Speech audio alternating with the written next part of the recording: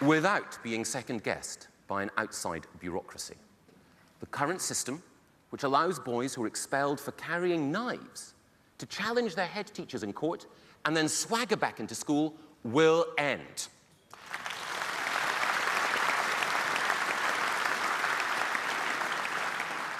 Because under a Conservative government, heads will be captains of their ship, authority will be respected, discipline will be restored.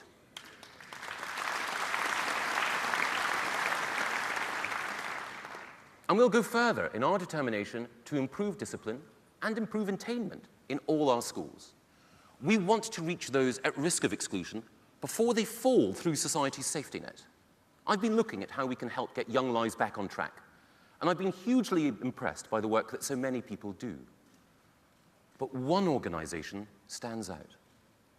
Skillforce is a fantastic social enterprise which takes trained personnel from the armed forces and it deploys them in schools. They teach self-discipline, teamwork, and respect for others. The results are stunning. Adolescents who were going off the rails are now going on to further education.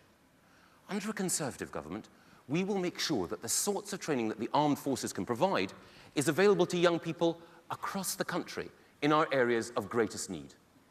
And we won't stop there. We will ensure that ex-servicemen and women who want to work with young people in need can move quickly into a career in teaching. And we will ensure that they are qualified to the highest level. In 1945, the American government honored the men and women who'd fought against fascism, the greatest generation, with a piece of legislation, the GI Bill, which granted returning heroes the right to free university tuition. The young men and women who are serving in Afghanistan and Iraq are the heroes of our time. Their sacrifices in the cause of freedom make them the greatest of our generation, and they deserve the thanks of all of us.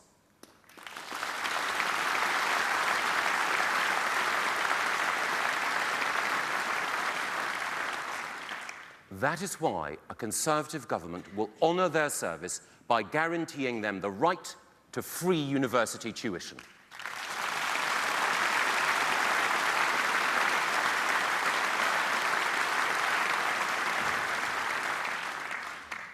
Action to get more good people into teaching is vital, but we also need to take action on the curriculum.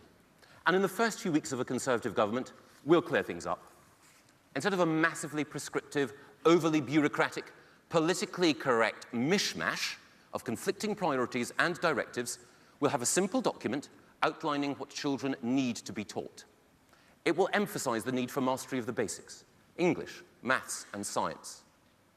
And we'll also demand that history is taught properly once more.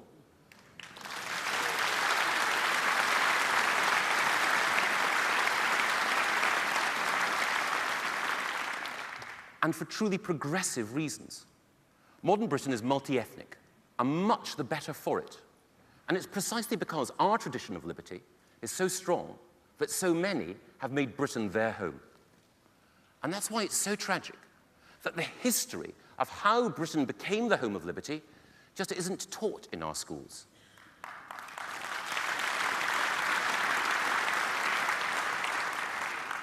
Instead of being taught about Magna Carta, the Glorious Revolution, and the heroic role of the Royal Navy in putting down the slave trade, our children are either taught to put Britain in the dock, or they remain in ignorance of our island story. That is morally wrong, culturally self-defeating, and we would put it right.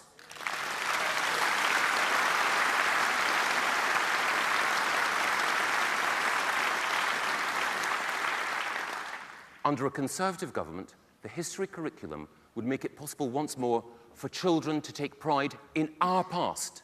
The best way that we can build Britishness is by making every child aware of the great things that we, as Britons, have achieved together.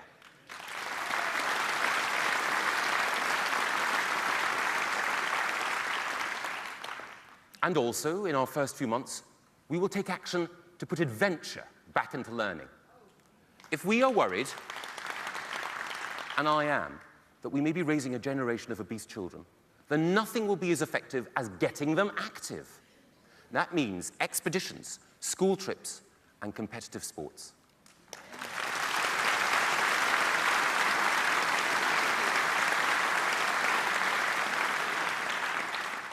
At the moment, many of these activities are made almost impossible in state schools by red tape.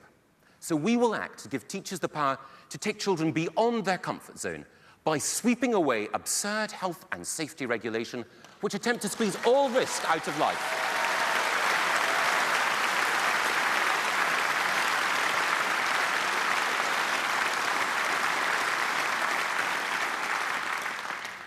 Uniting everything we do is one principle.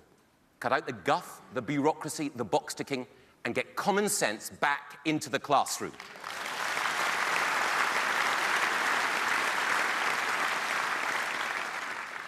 And when it comes to common sense, no one knows better what's in children's interests than their parents.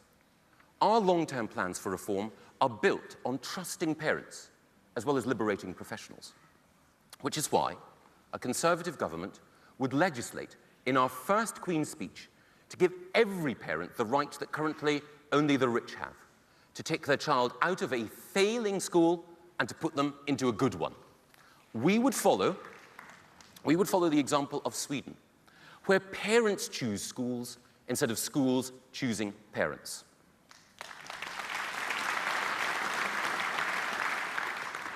As we will outline today in our social reform plan, and as you may have seen in the film that we showed earlier, Sweden has driven up standards in all of its schools by making one crucial change.